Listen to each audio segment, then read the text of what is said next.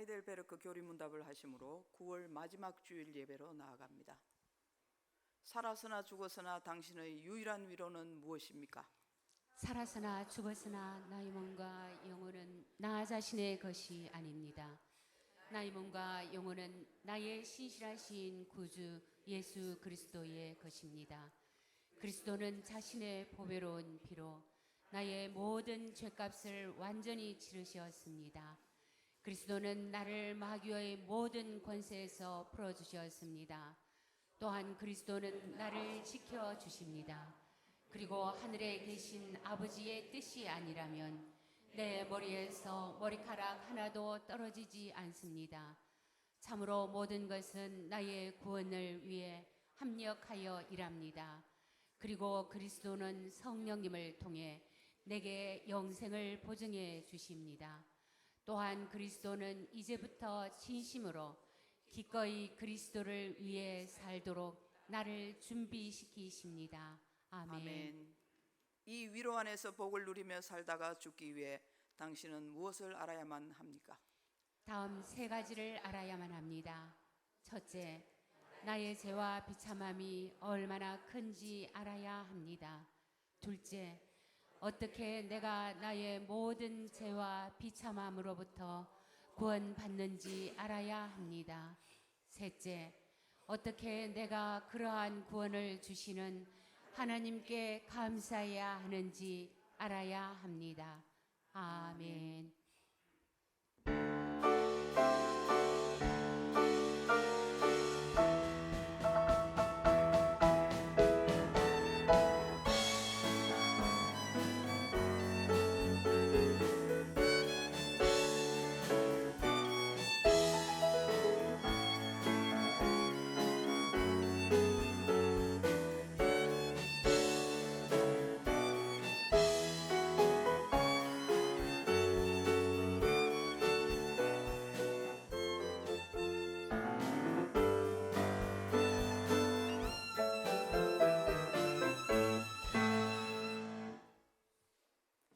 우리의 능력이 되시는 하나님을 향하여 기쁘게 노래하며 야곱의 하나님을 향하여 즐거이 소리칠지어다. 시를 읊으며 소고를 치고 아름다운 수금의 비파를 아우를지어다. 초하루와 보름과 우리의 명절에 나팔을 불지어다. 아멘. 사랑이 많으신 하나님, 가을이 깊어가고 있습니다.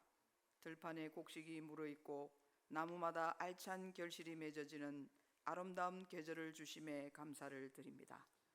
모든 것이 하나님의 은혜임을 고백하며 성전으로 올라왔습니다.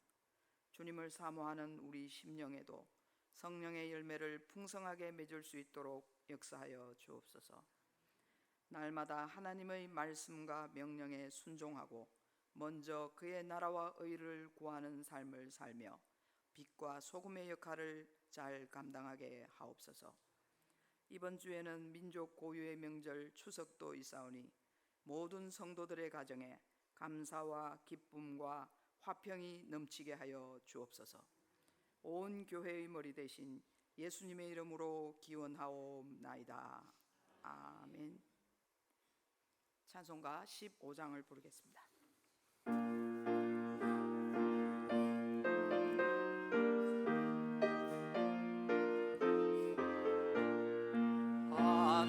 하나님의 크신 사랑 하늘에서 내리사 우리 맘에 항상 계셔 온전하게 하소서.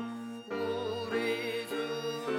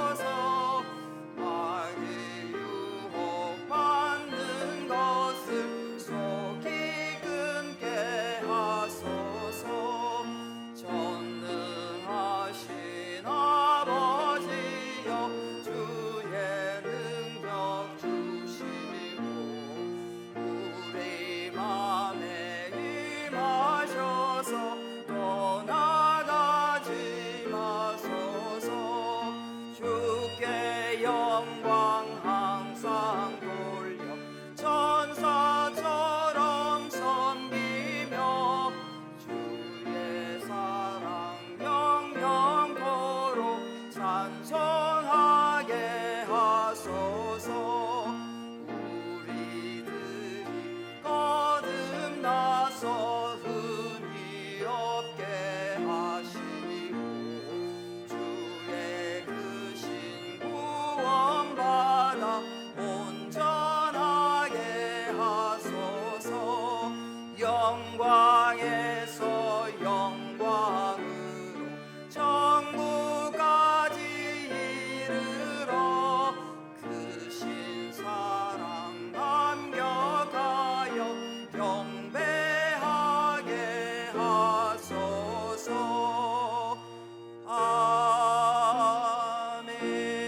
아멘. 성시교독은 49번입니다. 하나님이여 내 마음을 정하여 싸우니 내가 노래하며 나의 마음을 다하여 찬양하리로다. 비파야 수고마 깰지어다. 내가 새벽을 깨우리로다.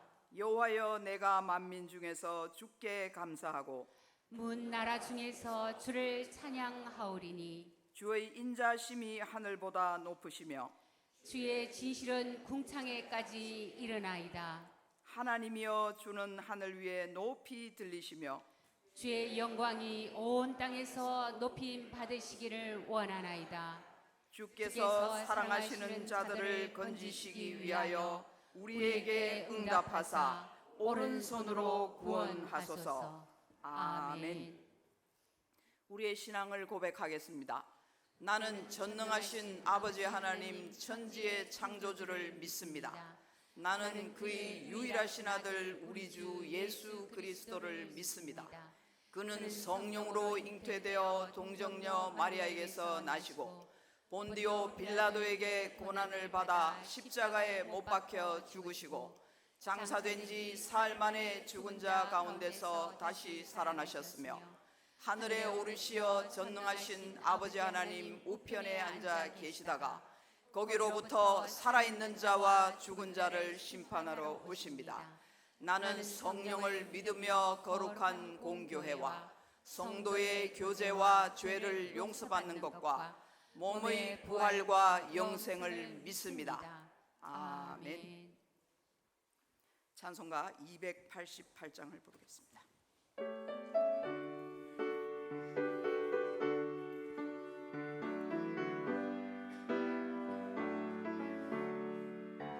예수를 나의 구주 삼고 성령과 피로서 거듭나니 이 세상에서 내 영혼이 하늘의 영광 누리로다.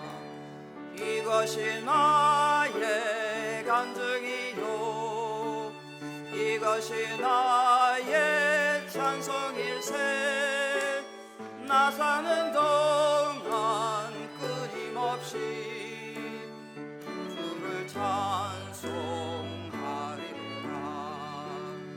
온전히 주께 맡긴 내 영 사랑의 음성을 듣는 중에 천사들 왕래하는 것과 하늘의 영광 보리로다. 이것이 나의 간증이요 이것이 나의 찬송일세. 나 사는 동안 끊임없이 주를 찬송하리로다. 주 안에 기쁨 누림으로 마음의 풍랑이 잔잔하니 세상과 나는 강도 없고 구속한 주만 보이도다. 이것이 나의 간증이요 이것이 나의 찬송일세. 나 사는 동안 끊임없이 주를 찬송하리로다.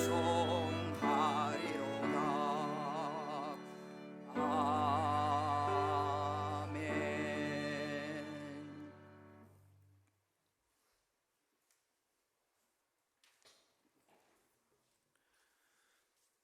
천하 만물을 말씀으로 창조하시고 선하신 뜻대로 통치하시는 전능하신 하나님, 찬송과 영광을 받으옵소서. 자신의 존재를 의식하며 창조주 하나님을 알 수 있도록 은혜를 베푸사 주님 주신 생명으로 호흡하게 하심으로 이 시간 나를 창조하신 하나님을 기뻐하며 거룩한 예배로 나아가게 하시니 감사를 드립니다. 죄인이라도 먹이시고 지키시며 보호하시는 자비와 인애가 무한하신 하나님, 지난 한 주간도 예수의 이름을 들어 아는 것에 만족하여 그것이 믿음인 양 자신의 소견대로 하나님의 뜻을 재단하며 살아왔던 악함을 고하오니 용서하사 십자가 보혈로 깨끗게 하옵시고 평탄한 길에서 나태와 게으름으로 여로보암의 길을 행치 않도록 저희를 황무한 광야로 부르셔서 오직 하나님의 은혜와 능력, 지혜만을 의지하며 주님의 뜻에 순종하는 복된 삶으로 인도하옵소서.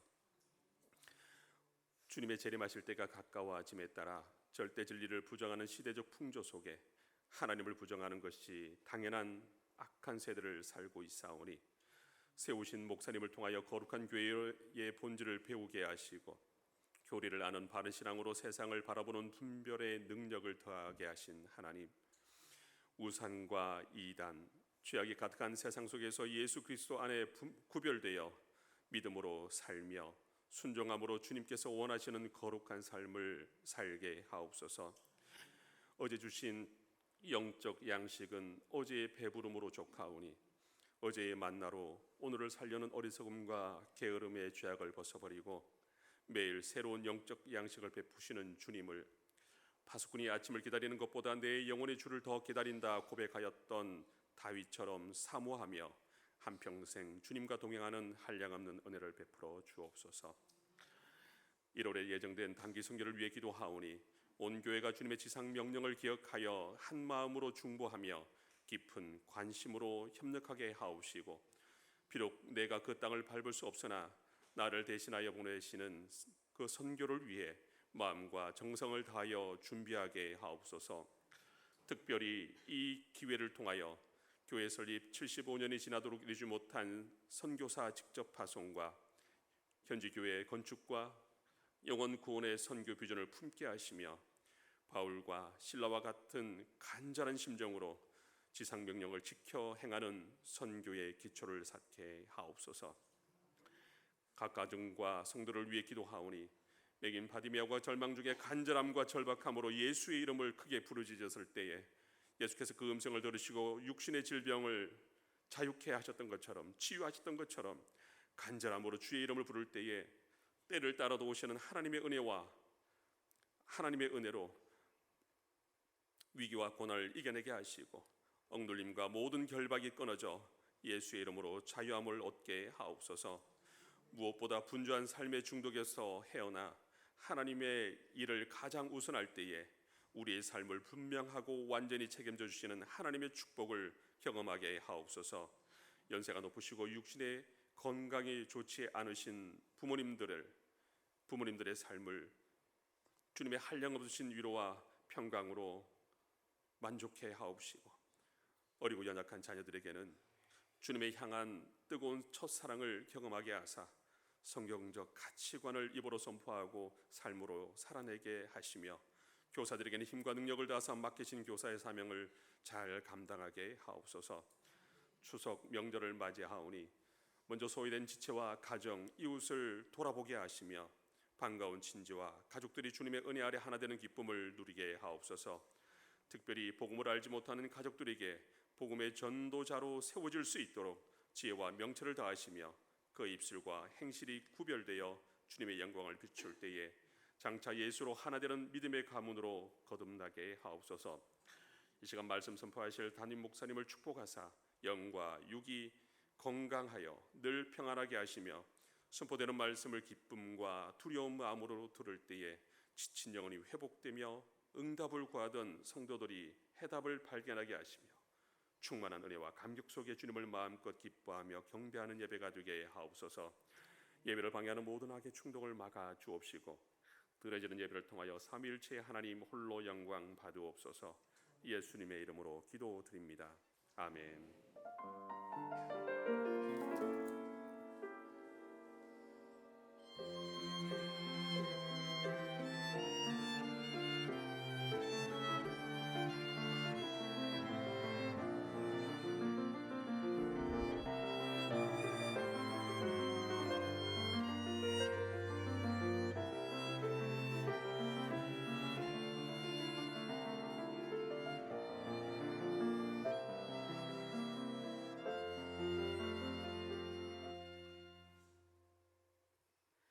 하나님께서 우리들에게 주신 말씀은 요한계시록 20장 11절로 15절 말씀입니다.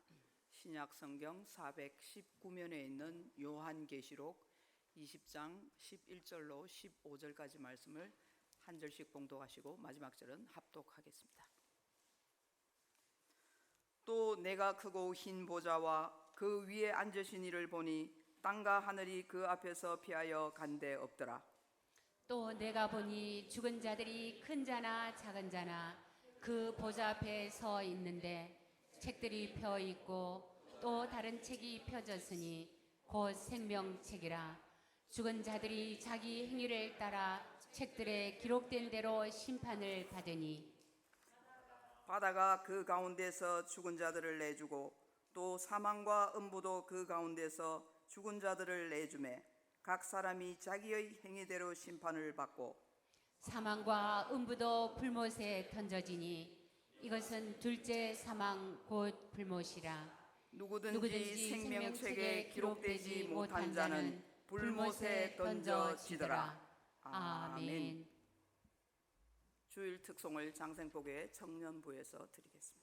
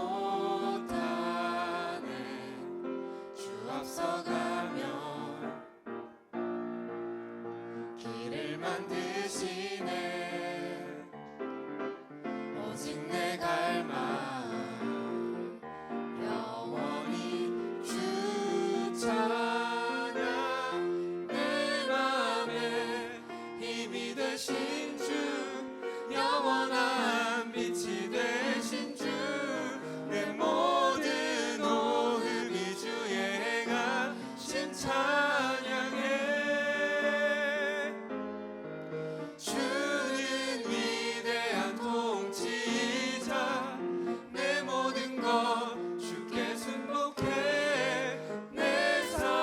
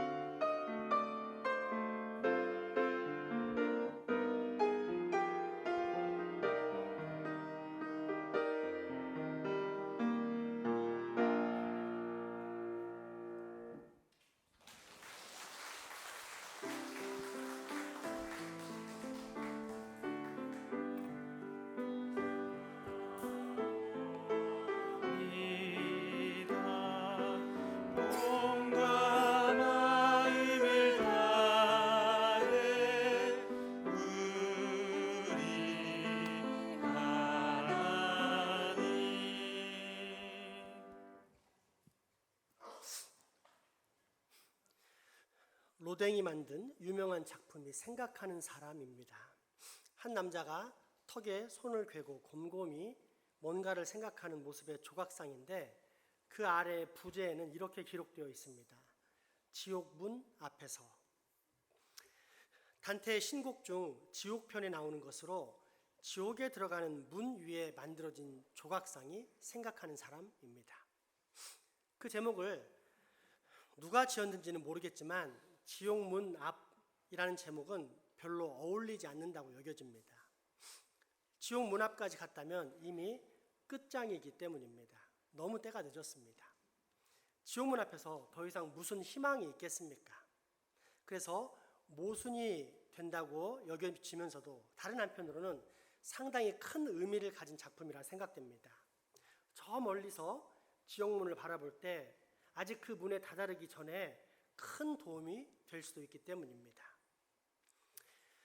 예수님을 믿는 사람이나 예수님을 믿지 않는 사람이나 종점에 이르면 마지막 최후 심판을 받게 됩니다. 피할 수가 없습니다. 차이가 있다면 예수님을 믿은 사람은 영원한 생명의 판결을 받고 영생의 근원이신 하나님이 계신 곳으로 가지만 예수님을 믿지 않은 사람은 영원한 형벌을 받아 영원히 불타는 지옥에 들어갈 뿐입니다.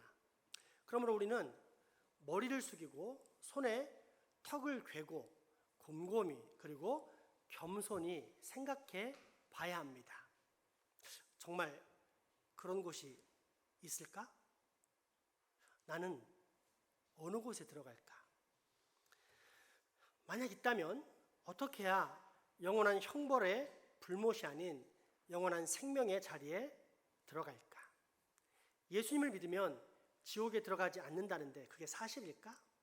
비록 내가 예수님을 믿고 있지만 나는 과연 제대로 믿고 있을까? 지옥에 들어가지 않는다는 확신이 지금 내게 있을까? 이처럼 심각하고 엄숙한 문제가 최후 심판의 문제입니다. 그러나 많은 사람들이 죽음이나 심판을 우습게 여기고 가볍게 여기고 나아가 장난스럽게 다루는 것을 볼 수가 있습니다. 조선시대 말 경북 경주 출신 건달로서 남을 속이거나 말장난을 잘하는 것으로 유명한 정만서라는 사람이 있었는데 어느새 그도 죽을 때가 되었습니다. 이때 친구가 찾아와서 물어봤다고 합니다. 죽음이 무엇이라 생각하오? 글쎄 나도 처음 겪는 일이라 잘 모르겠소이다. 익살스럽기도 하지만 솔직한 이야기입니다. 죽음에 대해 내가 언제 죽어봤냐? 죽어보면 알겠지 하며 그저 대수롭지 않게 생각하는 대부분의 사람들의 마음을 잘 표현하는 발언입니다. 모르니까 그렇게 답변할 수밖에 없는 것입니다. 그러나 하나님은 결코 그렇게 말씀하시지 않습니다. 성경 전체를 볼 때 특별히 예수님의 말씀을 통해 보면 항상 죽음 저쪽에서 문제를 가지고 끌어내어서 오늘 우리 현실의 지혜를 가르치고 있는 것을 확인할 수 있습니다. 그래서 죽음은 적어도 우리 그리스도인들에게는 절대 희미하거나 불투명하거나 미지의 세계가 아닙니다. 절대 장난삼아 말하지 못하도록 하나님께서 분명히 말씀해 주셨기 때문입니다. 그래서 누군가가 죽음이 무엇이냐, 죽은 다음에 우리가 어떻게 되느냐고 묻는다면 우리는 주저하지 않고 말할 수 있습니다. 깊이 생각하라고 이미 하나님께서 우리에게 다 알려주셨기 때문입니다. 그러나 어리석은 사람이 있습니다.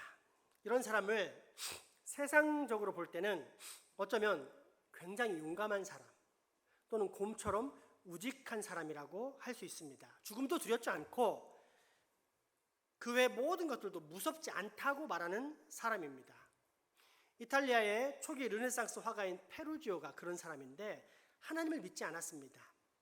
그래서 임종할 때 신부가 달려와서 기도해 주려고 하자 그 기도를 거부하면서 이렇게 말합니다. 나는 회개를 하지 않고 죽은 사람이 저 세상에서 어떻게 되는지 알아보고 싶소. 얼마나 배짱이 좋습니까? 얼마나 용감합니까? 하나님보다 더 대단한 인물처럼 보입니다. 이런 사람을 일컬어서 세상은 곰처럼 우직한 사람 부르며 그 용기를 지켜 세웁니다. 그러나 신앙적으로는 곰처럼 미련한 사람이라고 부릅니다. 왜냐하면 하나님께서 이미 다 알려주신 것을 틀렸다면서 하나님을 하나님으로 대접하지 않기 때문입니다. 우리는 이런 종류의 사람이어서는 안 됩니다. 대신 겸손하게 턱에 손을 대고 곰곰이 생각해 봐야 합니다. 이것은 절대 단순한 문제가 아니기 때문입니다. 반대로 대단히 심각한 문제입니다. 우리 인간의 육체가 한번 죽음을 맛보는 것은 이미 하나님께서 정해놓으신 것이요, 그 후에는 반드시 심판이 있기 때문입니다. 히브리서 9장 27절의 말씀입니다. 한번 죽는 것은 사람에게 정해진 것이요 그 후에는 심판이 있으리니. 아멘. 오늘 본문 요한계시록은 그런 최후 심판에 대한 몇 가지 진리를 우리에게 가르쳐주고 있습니다. 죽음 후에 우리 앞에 나타날 심판, 예수님이 이 세상에 재림하실 때 나타날 심판, 재림 전이라도 예수님을 믿지 않는 사람의 육체가 땅에 묻힘과 동시에 이미 그 첫 맛을 보아야 할 심판 등입니다. 그중 먼저 알아야 할 것은 이 심판은 아무도 피하지 못한다는 사실입니다. 계시록 20장 11절에서 12절 말씀 보겠습니다. 또 내가 크고 흰 보좌와 그 위에 앉으신 이를 보니 땅과 하늘이 그 앞에서 피하여 간 데 없더라. 또 내가 보니 죽은 자들이 큰 자나 작은 자나 그 보좌 앞에 서 있는데 책들이 펴 있고 또 다른 책이 펴졌으니 곧 생명책이라. 죽은 자들이 자기의 행위를 따라 책들에 기록된 대로 심판을 받으니. 아멘. 어른이고 아이고, 죽은 지 오래된 사람이고 이제 갓 죽은 사람이고, 구사일생으로 모든 죽음을 다 피해 현재 살아남은 사람이고, 할 것 없이 다 이 심판대 앞에 섭니다. 더불어 그 사람이 어디에서 죽었든지 피하지 못합니다. 바다에서 죽은 사람은 바다에서 살아나고, 산에서 죽은 사람은 산에서 살아나고, 사망과 음부도 그동안 죽음 속에 가두어 놓았던 많은 영혼들을 풀어놓아서 부활, 즉 다시 살아나게 합니다. 그래서 최후 심판대 앞에 서게 만듭니다. 그러니 단 한 사람도 이 마지막 심판은 피할 수가 없습니다. 마태복음 25장에서 예수님이 하신 비유를 보면 우리가 하나님의 심판대 앞에 설 때 이미 그 자리가 정해져 있습니다. 왼쪽에는 믿지 않는 사람들과 믿어도 엉터리로 믿은 사람들, 하나님을 기만하면서 자기 마음대로 믿은 사람들이 서 있고, 오른쪽에는 하나님의 말씀을 있는 그대로 순종한 진실한 신자들이 섭니다. 이미 자리가 딱 갈라져 있습니다. 우리가 비행기를 타고 출국했다가 들어와 입국 수속할 때를 생각해 보면 쉽습니다. 내국인과 외국인 자리가 있습니다. 외국인은 무조건 외국인 자리에 줄을 서야 하고, 대한민국 시민권이 있으면 무조건 내국인의 줄을 섭니다. 이미 자리가 정해져 있습니다. 그 정해진 자리에 한 사람도 예외 없이 서게 됩니다. 마찬가지로 이 땅에서 아담 이래 태어난 모든 사람이 마지막이 되면 하나님의 심판대 앞에 서게 될 텐데 완전히 갈라져서 서 있게 될 것입니다. 또 한 가지 중요한 사실은 심판의 기준이 행위라는 것입니다. 이 사실이 얼마나 중요한지 12절 후반부와 더불어 13절에도 똑같이 반복됩니다. 함께 확인해 보겠습니다. 또 내가 보니 죽은 자들이 큰 자나 작은 자나 그 보좌 앞에 서 있는데 책들이 펴 있고 또 다른 책이 펴졌으니 곧 생명책이라. 죽은 자들이 자기 행위를 따라 책들에 기록된 대로 심판을 받으니, 바다가 그 가운데서 죽은 자들을 내주고 또 사망과 음부도 그 가운데서 죽은 자들을 내주매 각 사람이 자기의 행위대로 심판을 받고. 아멘. 구원은 무엇으로 받습니까? 믿음으로 받습니다. 믿으면 구원받습니다. 그러나 심판의 조건은 믿음이 아니라 행위입니다. 이것을 보면 우리가 믿는 하나님은 정말로 지혜롭고 공의로우신 분 같습니다. 사람들에게 예수님을 믿으라고 하면 우습게 생각합니다. 오히려 믿음보다 무슨 선행을 하고 남 앞에서 두드러지는 착한 일을 해야 구원받는다고 하면 굉장히 심각하게 듣고 고개를 끄덕끄덕합니다. 반대로 믿기만 하면 구원받는다고 말하면 씩 웃으면서 쳐다봅니다. 선행은 굉장히 높게 평가하면서 믿음은 아주 우습게 평가합니다. 그래서 하나님은 선행을 통해서 심판하십니다. 즉 선행을 따르고 의지하는 그 사람들의 선행이 얼마나 대단한 선행인지를 테스트하기 위해서 지옥 판결을 내리시기 전에 하나님께서는 그들의 믿음을 묻지 않고 그들이 자랑하고 높이 여기는 선행을 어디 한번 보자며 심판대 앞에 내놓으라고 하시는 것입니다. 그러니 이 심판이 얼마나 무서운 심판입니까? 하나님 앞에 선한 일을 한 것이 있으면 내놓으라고 할 때 여러분은 자신 있습니까? 솔직히 그 선한 일이 훌륭해봤자 아무런 흠도 티도 없는 거룩하신 하나님 앞에서 얼마나 훌륭하겠습니까? 예수님은 그런 인생의 누더기 같은 선행을 두 곳에서 진노의 심판으로 다루셨는데, 첫째는 마태복음 7장입니다. 교회는 다녔지만 엉터리로 믿은 사람들을 심판하실 때 그들이 그토록 자랑하는 행위로 심판받게 되는 모습을 보여주십니다. 마태복음 7장 22절에서 23절 말씀입니다. 그날에 많은 사람이 나더러 이르되 주여 주여 우리가 주의 이름으로 선지자 노릇하며 주의 이름으로 귀신을 쫓아내며 주의 이름으로 많은 권능을 행하지 아니하였나이까 하리니 그때 내가 그들에게 밝히 말하되 내가 너희를 도무지 알지 못하니 불법을 행하는 자들아 내게서 떠나가라 하리라. 아멘.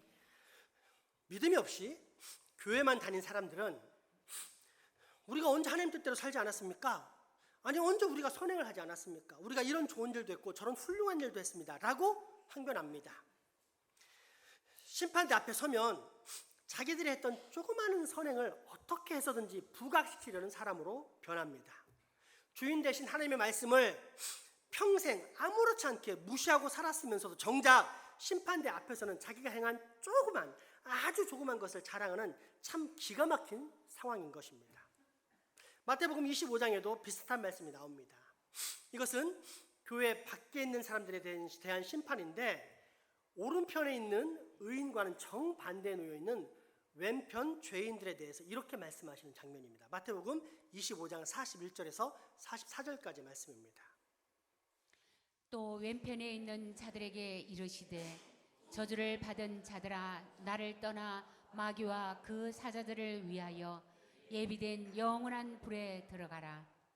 내가 줄일 때에 너희가 먹을 것을 주지 아니하였고 목마를 때에 마시게 하지 아니하였고 나그네 되었을 때에 영접하지 아니하였고 헐벗었을 때에 옷 입히지 아니하였고 병들었을 때와 옥에 갇혔을 때에 돌보지 아니하였느니라 하시니 그들도 대답하여 이르되 주여 우리가 어느 때 주께서 줄이신 것이나 목마르신 것이나 나그네 되신 것이나 헐벗으신 것이나 병드신 것이나 옥에 갇히신 것을 보고 공양하지 아니하더이까. 아멘. 이렇게 상상하면 맞습니다. 하나님의 보좌 앞에서 심판받는 인류가 양쪽으로 서 있는데 예수님을 잘 믿음으로 그분의 뜻을 따라 선행을 많이 한 사람들은 오른쪽에 있습니다. 그들은 입을 꼭 다물고 있습니다. 그러다가 예수님의 질문에 주님, 우리가 언제 선한 일을 했습니까? 라고 합니다. 그저 은혜로 구원해 주신 예수님의 사랑이 감사해. 나도 그 사랑을 베푼 것 뿐이지 결코 특별한 사랑을 베푼 적이 없다면서 부끄러워하면서 자꾸 감추려 합니다. 하지만 왼쪽에 있는 사람들은 별로 한 일이 없습니다. 그럼에도 불구하고 많은 선행을 했다면서 그런 내가 어떻게 지옥에 갈 수 있냐고 악을 바락바락 쓰면서 하나님께 달라드는 형국입니다. 이런 것을 보면 세상 사람들이 얼마나 악합니까? 조그만 것이라도 하나 해놓으면 그것을 잊어버리지 않습니다. 자기가 누군가에게 은혜 받은 것은 금방 잊어버리는데 반해 자기가 누군가에게 베푼 은혜는 평생 기억합니다. 예수님을 구주로 믿고 선행을 한 사람들은 그것을 다 잊어버리고 있는데, 예수님을 구주로 안 믿고 선행을 한 사람들은 그것 하나를 그대로 기억하고 들고 옵니다. 그걸 가지고 행여나 뭐가 될 줄 알고 하나님의 심판대 앞에서 하나님께 악을 쓰면서 따지는 것입니다. 그러니 우리 하나님께서 악인에 대해 그 사람의 행위를 가지고 심판하시는 것이 얼마나 공평합니까? 생각할수록 그 끔찍한 장면들이 생생하게 떠오릅니다. 겸손한 신자들과 심판대 앞에서 고개를 쳐들고 마구 말대꾸하는 그 수많은 사람들을 한번 상상해 봅시다. 하나님 앞에서 부끄러운 줄 모릅니다. 자신의 행위가 얼마나 악한지도 모르고 하나님 앞에서 여전히 자기가 악하다고 고백도 하지 않습니다. 어떻게든지 선하게 보이려고 애를 씁니다. 자기 자신은 말할 것도 없고 하나님마저도 속이려는 것입니다. 그러니 그 얼마나 무서운 장면입니까? 약 60년 전 어떤 목사님께서 경험하신 일입니다. 신방을 갔는데 조그만 단칸방에서 30대 후반의 남자가 죽어가고 있었습니다. 폐결의 환자입니다. 피를 토하면서 죽어가고 있습니다. 그 안은 냄새가 나서 더러운 것이 이루 말할 수 없을 정도입니다. 기침을 하니 피가 계속 나와서 요광단지를 갖다 주고 이불을 덮어주었지만 불편해서 눕지도 못하고 쭈그리고 앉아서 그저 기침만 할 뿐이었습니다. 부인도 포기한 채 죽으려면 빨리 죽으라는 태도였고 오히려 감염된다고 방에 들어오지도 않았습니다. 그런데 그 남자가 억울하다며 목사님께 이렇게 하소연했다 합니다. 목사님, 저는 피난 나올 때 죽은 사람 시체도 밟지 않고 내려왔어요. 아무리 그래도 다 피해 다녔어요. 아무리 급해도 죽을 것 같아도 시체 한 번 안 받고 피해 다녔어요. 그런 제가 무슨 죄가 있나요? 목사님은 그 말을 듣고 충격을 받습니다. 그에게 아무리 예수님을 믿으라고 해도 하나님께서 사람을 구원하시는 방법은 하나님의 약속을 믿는 것이라고 해도 듣지 않습니다. 대신 여전히 시체를 밟지 않고 왔다는 자신의 선행만 자랑합니다. 아마 그 사람은 하나님 심판대 앞에 가서도 분명 그 얘기를 할 것입니다. 얼마나 자랑할 것이 없으면 그것 하나라도 들고 나가려고 할까요? 사람들은 그렇게 염치가 없습니다. 양심적으로 돌이켜보면 선한 일을 한 것이 하나도 없고 혹 선한 일을 했다고 해도 어디까지나 자기 내면에 보이지 않는 유익이 있으니까 한 것일 뿐입니다. 오른손이 한 것을 왼손이 모르게 하도록 한 적은 없습니다. 하나님이 기뻐하신 선을 행한 것은 하나도 없습니다. 그런데 끝까지 잘했다고 우기는 배은망덕한 사람의 모습이 보이지 않습니까? 그게 바로 내 모습이지 않습니까? 행여라도 오늘 이 말씀에 마음이 찔린다든지 불쾌감이 드는 분들이 있다면 기분 나빠하지 마십시오. 반대로 기뻐하고 즐거워하십시오. 왜냐하면 성령님께서 지금 여러분을 구원하시려고 마음의 문을 노크하고 계시기 때문입니다. 그러니 왜 목사님은 설교하면서 사람의 기분을 상하게 하지? 라는 생각으로 대항하지 마십시오. 대신 기뻐하고 감사하십시오. 왜냐하면 지금 여기서 들려오는 메시지, 그래서 여러분의 기분을 불쾌하게 만드는 메시지는 여러분을 죽이려는 저주의 말이 아닌 오히려 마지막 심판 전에 여러분을 살리시고자 마지막 기회를 주시는 하나님의 사랑의 음성이기 때문입니다. 또 하나 알 수 있는 사실은 몸과 영혼이 함께 받는 심판입니다. 본문 말씀 요한계시록 20장에서는 죽은 자들이 물온대소하고 전부 살아난다고 했습니다. 그리고 이 사실을 주님은 마태복음 10장을 통해서 분명히 가르쳐 주십니다. 요한계시록 20장 4절 말씀과 마태복음 10장 28절의 말씀입니다. 또 내가 보자들을 보니 거기에 앉아있는 자들이 있어 심판하는 권세를 받았더라. 또 내가 보니 예수를 정언함과 하나님의 말씀 때문에 목매임을 당한 자들의 영혼들과 또 짐승과 그의 우상에게 경배하지 아니하고 그들의 이마와 손에 그의 표를 받지 아니한 자들이 살아서 그리스도와 더불어 천년 동안 왕노릇하니 몸은 죽어도 영혼은 능히 죽이지 못하는 자들을 두려워하지 말고 오직 몸과 영혼을 능히 지옥에 멸하실 수 있는 이를 두려워하라. 아멘. 그러니까 마지막 심판은 우리 영혼만 받는 심판이 아닙니다. 몸과 함께 받는 심판입니다. 전 인격체가 그 모든 감각이 생생하게 살아서 겪게 되는 상상을 초월하는 끔찍한 심판입니다. 예수님을 안 믿는 사람이 지금 죽는다면 그 영혼은 지옥에 갑니다. 그러나 이 지옥의 형벌은 마지막 심판을 받고 다시 들어가는 영원한 불못에 비하면 좀 덜할 것입니다. 왜냐하면 그곳은 영혼만 들어가는 곳이기 때문입니다. 그러나 마지막 때 예수님이 재림하셔서 온 인류가 하나님의 심판을 받을 때는 예수님을 믿는 사람이나 안 믿는 사람이나 그 육체가 모두 다시 부활, 즉 다시 살아납니다. 그렇기 때문에 마지막 때 들어가는 그 불못은 영혼만 아니라 몸도 함께 들어가는 곳입니다. 단테는 신곡을 쓰면서 교황직을 더럽히고 성직을 매매해서 저주를 받은 교황 니콜라우스 3세가 지옥에 들어가 고통당하는 장면을 발만 밖으로 내놓은 채 거꾸로 매달려서 불길 속에서 경련하고 신음을 하고 있는 모습으로 그렸습니다. 그런데 그 고통이 얼마나 심한지 발까지 웁니다. 니콜라스 3세의 발이 울고 있는 것입니다. 물론 이것은 어디까지나 상상입니다만 과연 지옥이 그만 못하겠습니까? 모르긴 몰라도 지옥은 상상을 초월하는 곳, 분명 현재 사람이 상상할 수 있는 모든 고통 그 이상이 존재하는 장소일 것입니다. 그렇다면 여러분, 우리가 웃고 넘어갈 수 있겠습니까? 이런 심판이 기다리는데도 안심하고 잠을 잘 수 있겠습니까? 우리 아빠가, 우리 엄마가, 우리 남편이, 우리 아내가, 우리 자식과 손자, 손녀가 이런 지옥에 들어갈 것이 뻔한데 과연 아무렇지 않은 듯 하루하루 웃고 넘어가며 살 수 있겠습니까? 무엇보다도 아직 예수님을 믿지 않고 있는 여러분들에게 묻고 싶습니다. 여러분은 이 심판을 어떻게 받으려고 합니까? 자신 있습니까? 오늘 밤이라도 하나님께서 여러분의 영혼을 거두어 가실 때 지옥에 안 갈 자신이 있습니까?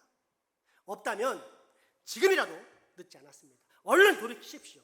완고한 고집을 버리십시오. 철저히 회개하십시오. 왜냐하면 지옥은 전혀 소망이 없는 곳이기 때문입니다.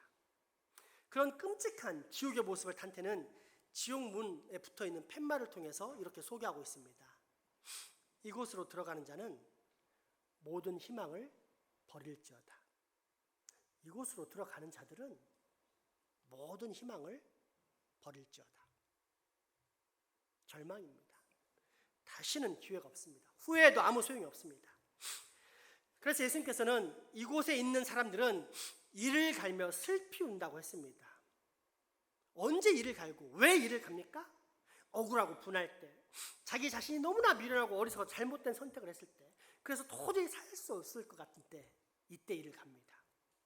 조선시대에는 자주 정변이 일어났는데 그러면 아무 죄가 없지만 억울하게 누명을 쓴 집안은 온 집안 사람들이 참수를 당하기도 했습니다. 이때 자기 집안이 몰살당하는 모습을 본 한 어머니는 얼마나 억울했는지 이를 갈다가 이가 부러져서 뱉어냈다는 기록도 있습니다.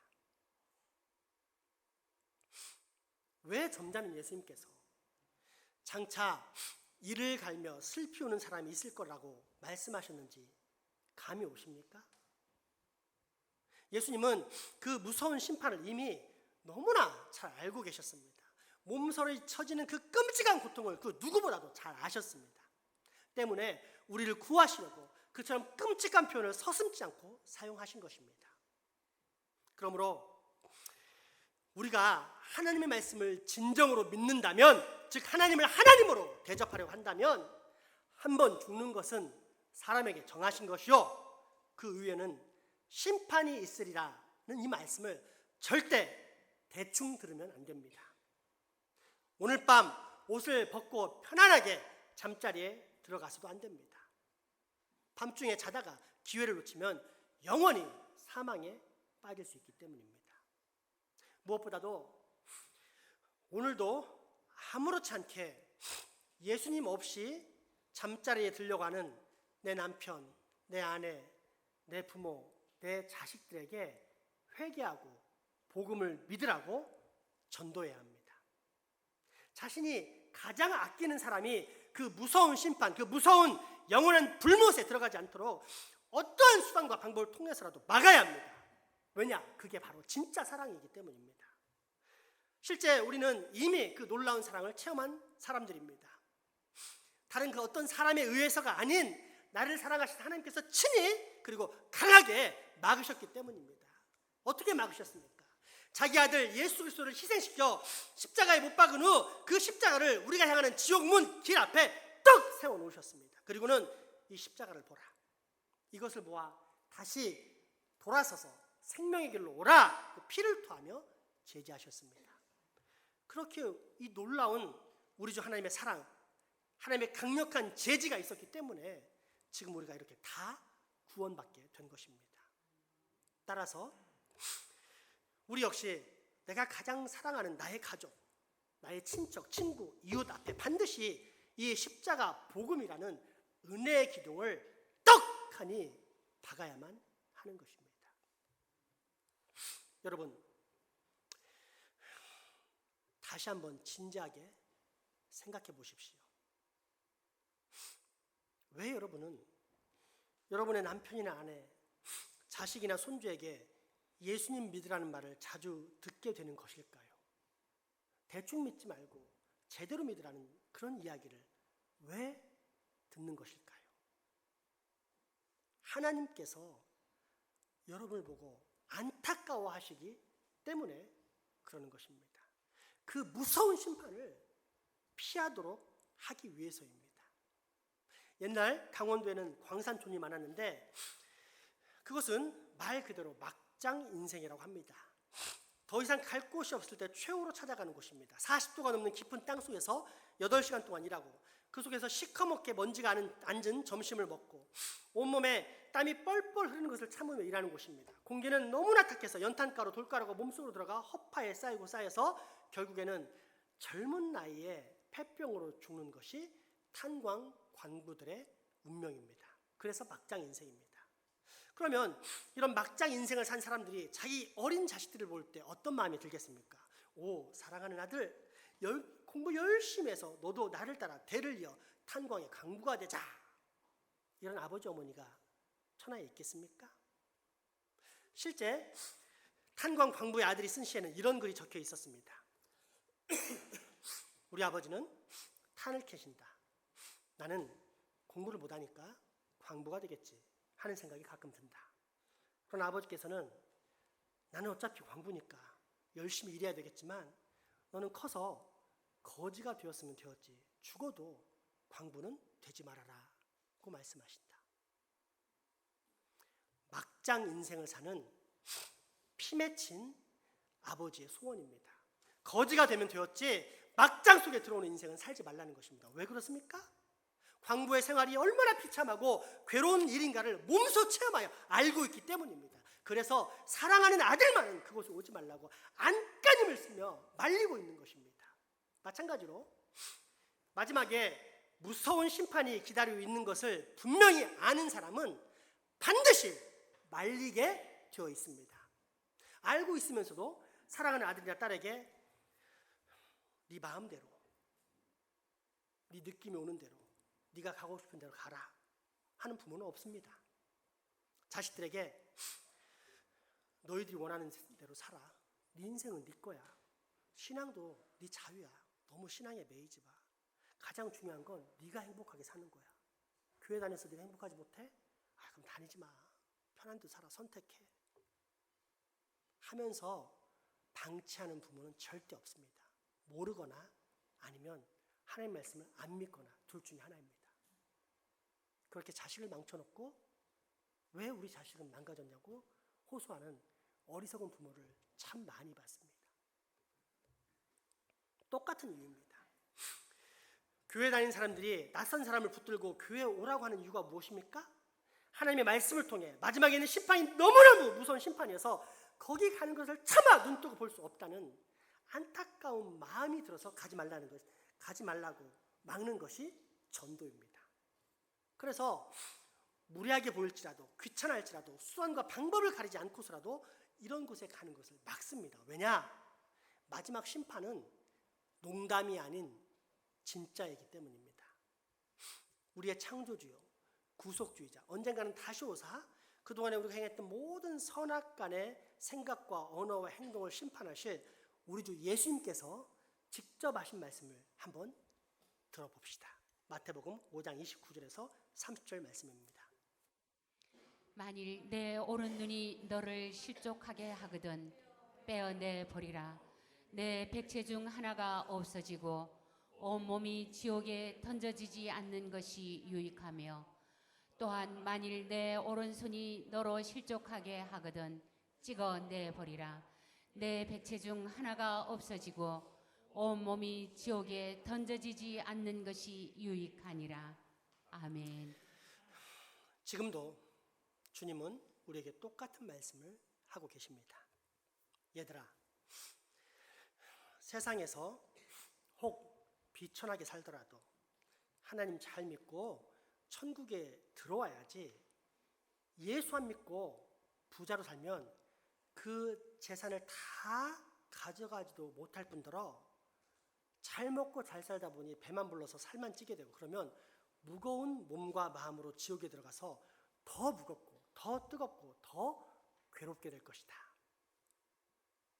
이렇게 말씀하십니다. 그러므로 지금이 기회입니다. 심판을 면할 수 있는 최고의 기회입니다. 그리고 이 심판을 면할 수 있는 길, 마지막 심판을 대비할 수 있는 유일한 길은 딱 하나,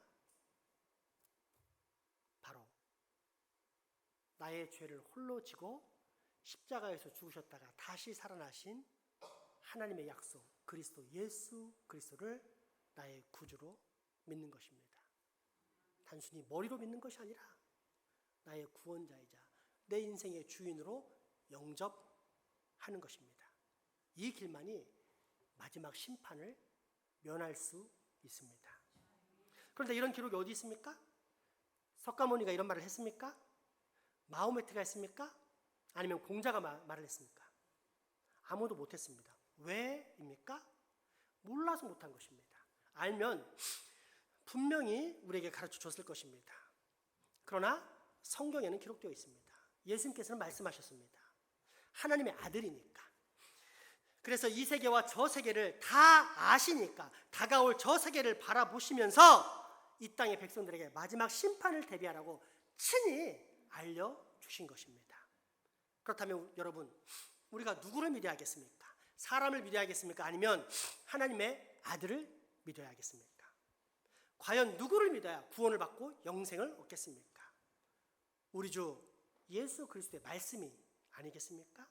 그래야 마지막 진노의 심판을 면하고 저주에서 은혜로, 진노에서 사랑으로, 죽음에서 생명으로, 그리고 영원한 형벌에서 영원한 행복의 나라로 옮겨지지 않겠습니까? 그 말씀을 주님은 정확하게 기록하고 계십니다. 요한복음 5장 22절에서 24절까지 말씀입니다. 아버지께서 아무도 심판하지 아니하시고 심판을 다 아들에게 맡기셨으니 이는 모든 사람으로 아버지를 공경하는 것 같이 아들을 공경하게 하려 하심이라. 아들을 공경하지 아니하는 자는 그를 보내신 아버지도 공경하지 아니하느니라. 내가 진실로 진실로 너희에게 이르노니 내 말을 듣고 또 나를 보내신 이를 믿는 자는 영생을 얻었고 심판에 이르지 아니하나니 사망에서 생명으로 옮겼느니라. 아멘. 그러므로 여러분, 다가올 미래를 대비하십시오. 마지막 심판을 준비하며 사십시오. 나의 어리석은 자랑과 고집을 꺾고 생명의 주 예수 그리스도를 믿으십시오. 저 십자가에 달린 놀라운 약속의 복음, 곧 하나님의 공의와 사랑을 믿으십시오. 그러면 여러분과 여러분의 가정은 반드시 구원을 얻게 될 것입니다. 이 시간 찬송가 542장 부르면서 결단하도록 하겠습니다. 제가 오늘 설교를 준비하면서 두 가지 재미있는, 그러나 어떻게 보면은 상당히 또 끔찍한 그런 생각의 경험을 하게 되었습니다. 오늘 마지막 설교문 이제 원고를 다 가다듬는데 보니까 아까 살만 찌게 되고 할 때 이 찌개가 나이가 드니까 자꾸 이렇게 단어가 틀리는데 어이입니다. 어이. 근데 제가 아이로 적었어요. 그 아이는 뭐죠? 김치찌개, 된장찌개, 청국장찌개 할 때 그 찌개 아닙니까? 근데 그 생각하면서 순간 실수해서 웃기도 했지만 너무나 무서웠습니다. 우리가 먹는 돼지찌개, 닭 전골 이런 찌개들 종류들을 맛있게 먹는데 나중에 우리가 불못에서 예수 안 믿으면 그런 찌개가 된다. 펄펄 끓는 불 속에서 찌개처럼 끓는다. 너무너무 끔찍한 것입니다.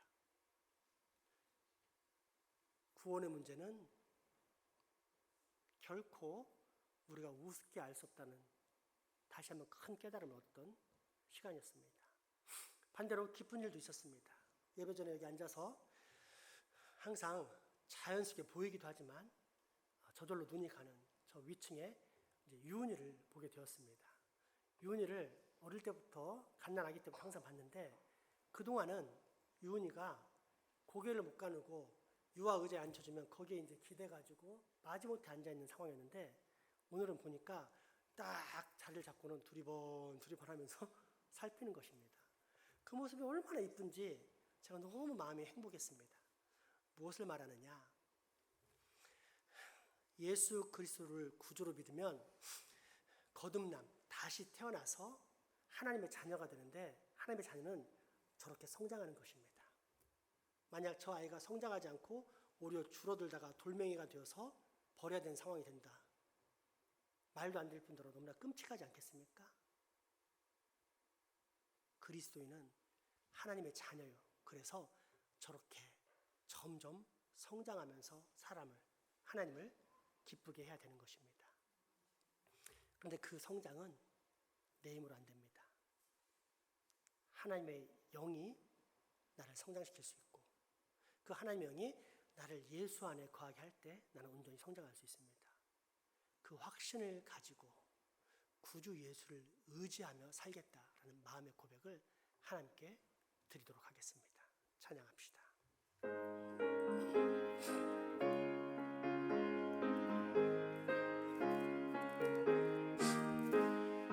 구주 예수 의지함 신의 태풍 이르세 영생 허락받았으니 의심할 수 없도다.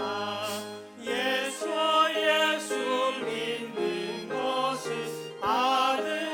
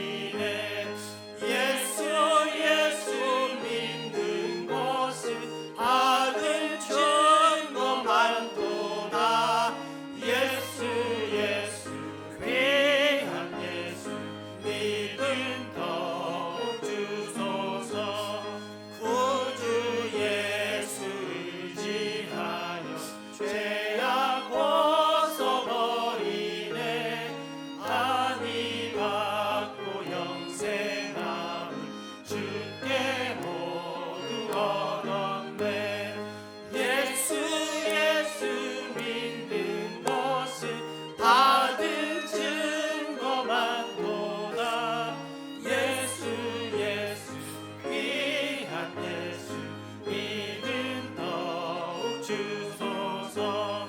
구주 예수 의지하여 구원함을 얻었네. 영원 무궁지나도록 주여 함께 하소서. 예수 믿는 것은 받은 증거만 도다. 예수 귀한 예수 믿음 더욱 주소서. 아멘. 이제 다시 한번 찬양할 텐데 잘 들어보시기 바랍니다. 늘 느끼는 거지만 이렇게 찬양을 할 때 처음엔 입술만 하다가 나중에는 온몸이 이렇게 움직여집니다. 안 움직여질 수가 없는 것 같습니다. 실제 성경의 사건인 하나님의 괴가 들어오니까 다윗이 발가벗겨지는 것도 모르고 춤을 추며 찬양했다는 게 무슨 말인지 이제 알 것 같습니다. 제가 이제 그래서 박수를 치면 사고 싶었는데 깜짝 놀랄까봐 제가 이렇게 예고를 하고 합니다. 여러분도 박수를 쳐도 되고요, 춤을 춰도 되고요. 정말로 내가 하나님을 사랑한다, 이런 또 하나님의 안에 거하며 살겠다, 이런 마음의 고백과 결단을 좀 간절하게 올리시는 그런 시간 되었으면 좋겠습니다. 다시 한번 찬양합시다.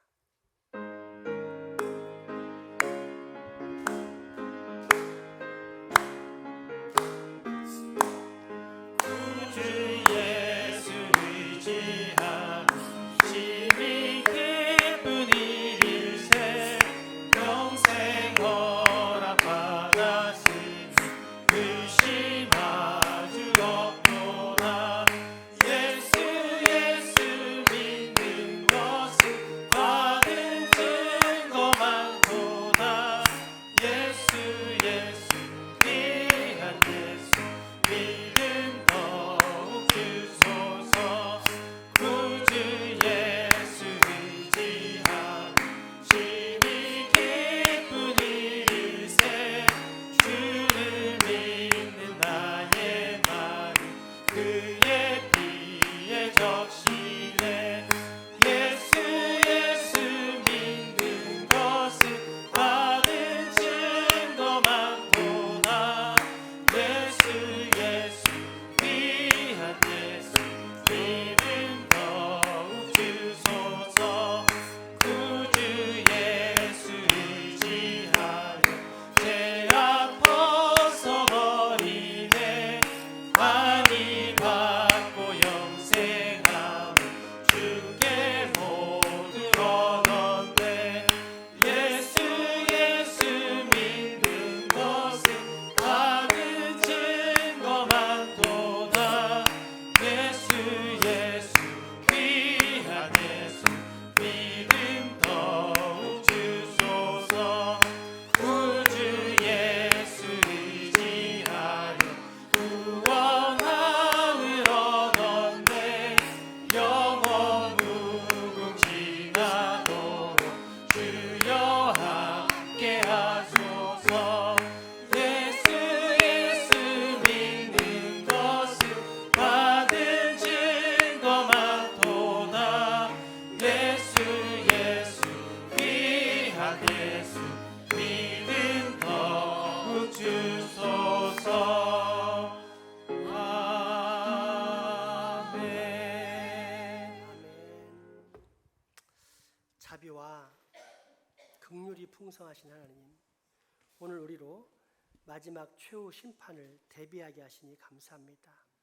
바라옵기는 여기에 아직 예수님을 구주로 믿지 못하는 교인들이 반드시 예수님을 구주로 믿어 새 생명 얻고 영원한 천국에 들어갈 수 있게 하여 주옵소서. 예수님 이름으로 기도합니다. 아멘. 헌금하시겠습니다.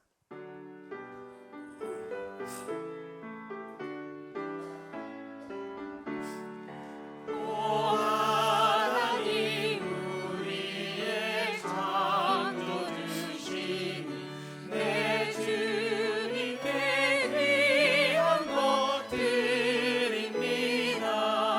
내 주께만 엎드려 경배드리며 내 주의 이름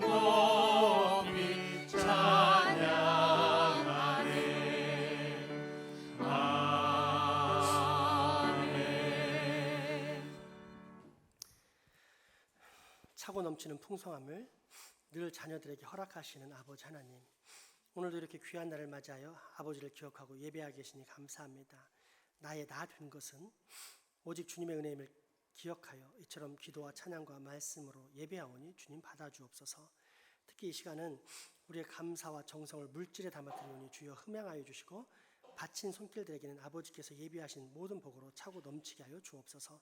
또한 이 모든 헌금이 사용되는 곳마다 주님께서 먼저 가셔서 털을 닦아주시고 그러므로 말미암아 10,000원이 1,000,000원, 100,000원은 1,000,000원, 1,000,000원은 10억 원의 가치로 사용되는 100배의 축복과 능력이 있게 하여 주옵소서.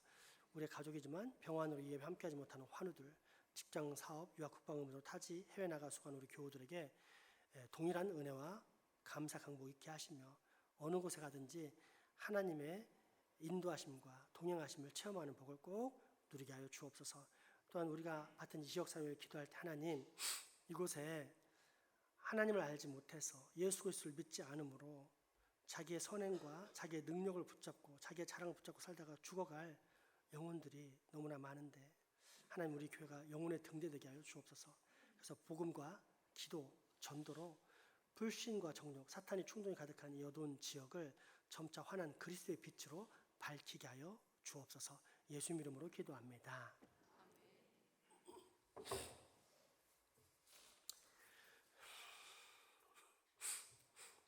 교회 소식 전해드립니다.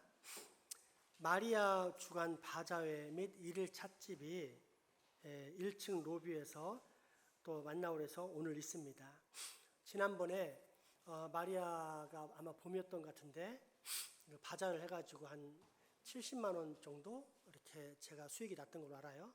그래서 그거를 저희보다 작은 교회, 무조건 작다고 갖다 준 게 아니라 정말로 복음을 온전히 전하고 있는 교회, 그러나 사이즈가 우리보다 작아서 경제적으로 약한 교회를 갖다 이렇게 헌금해 줬는데 얼마나 감사해하고 큰 힘이 됐는지 몰라요. 물론 그게 하나님의 인도하심인데 이제 그렇게 참 행복한 시간을 제가 중간에서 맛봤던 기억이 납니다.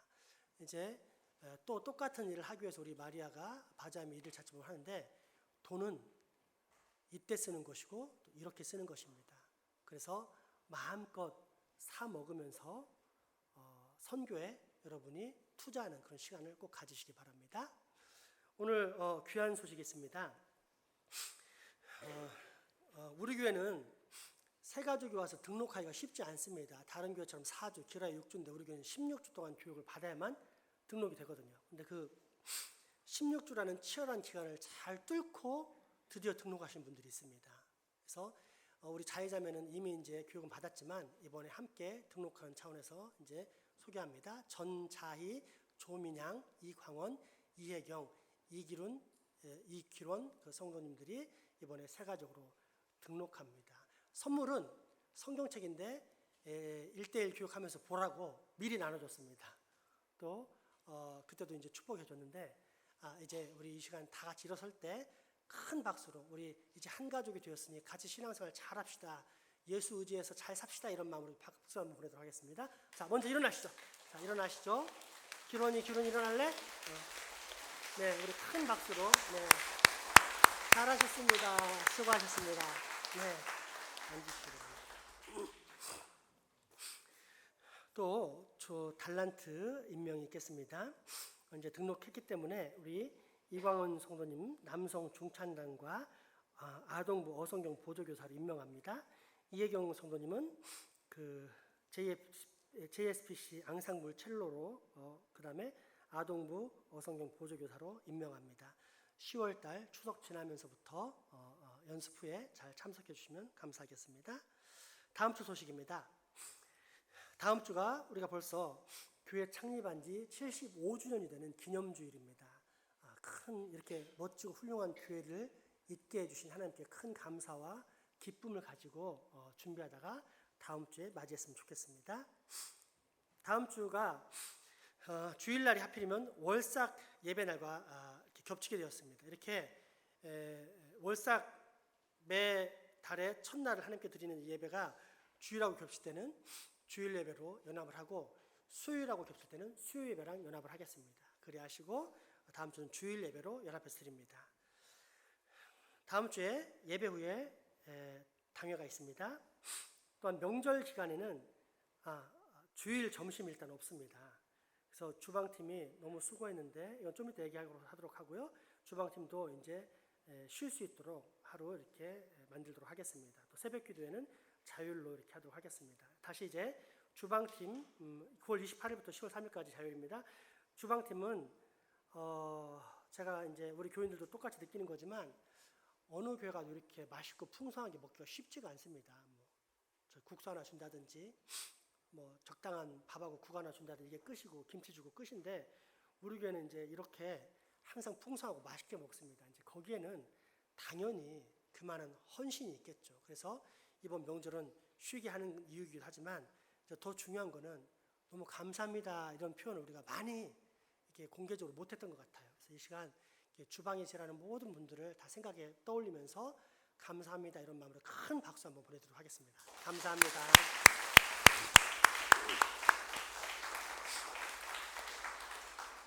10월 8일에 재직해 있고요. 어성경 신약 개강이 10월 8일부터 있습니다. 참고하시고 꼭 참석해 주시기 바랍니다. 오늘 또 감사한 소식이 있습니다. 황상태 집사님께서 생일을 맞아서 떡을 섬겨주셨습니다. 이렇게 점심 드시면서 이제 우리 황사님 만나면은 잘 먹겠습니다 이렇게 꼭 인사하시기 바랍니다. 매번 우리 밥 먹고 냅킨 이렇게 나눠주시잖아요. 입 닦으라고. 내가 왜 그런가 생각해봤더니 이때 인사 받으려고 1년 전부터 준비해 오신 게 아닐까 생각이 듭니다. 냅킨 나눠줄 때 감사합니다라고 인사하시기 바랍니다. 네, 마지막 찬양 드립시다.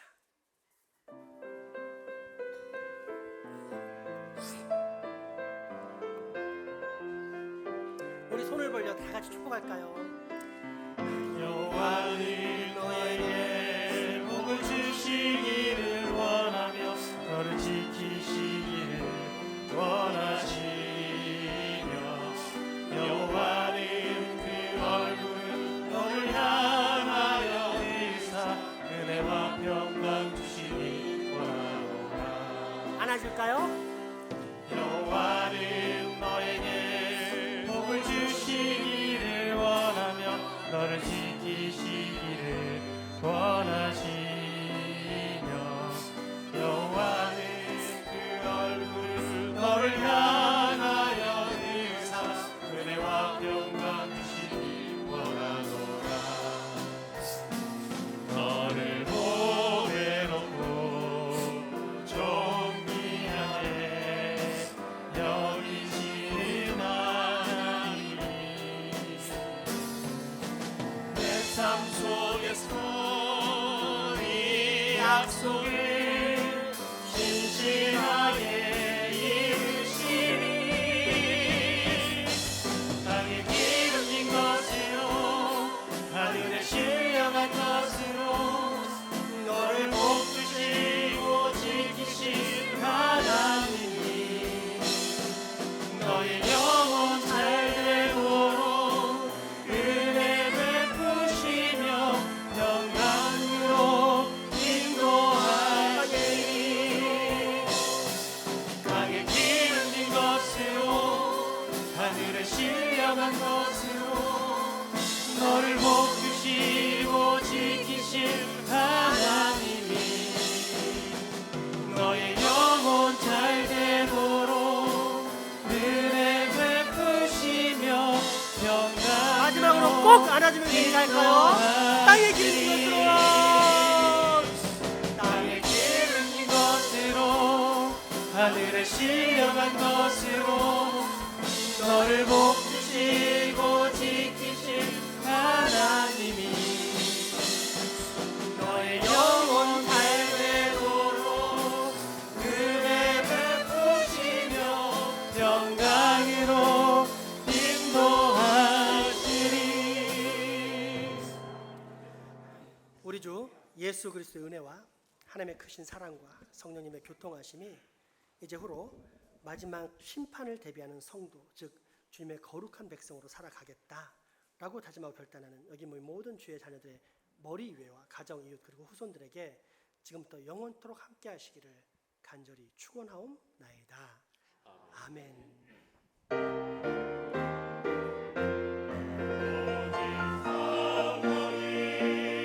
너희에게 임하시며